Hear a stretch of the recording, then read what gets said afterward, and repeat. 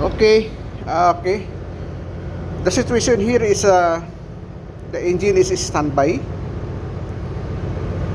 and we gave the control to wheelhouse. Of course, when we turn this one, the knob, this one will light, indication will light, blinking.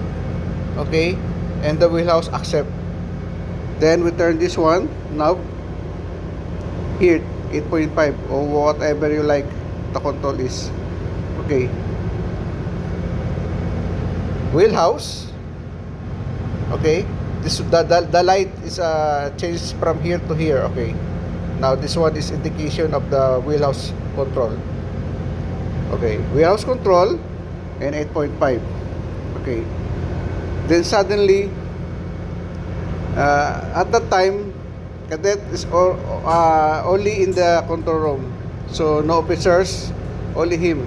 Okay, then the bridge called from telephone, and he said, I will change, I will bring back the control to control room, from wheelhouse to control room, and immediately turn this wheelhouse from control. So the cadet immediately accept. Okay, he accept from here to here, but he forgot to bring back this knob to here to stop. So the alarm came. Okay, the alarm, I will show you.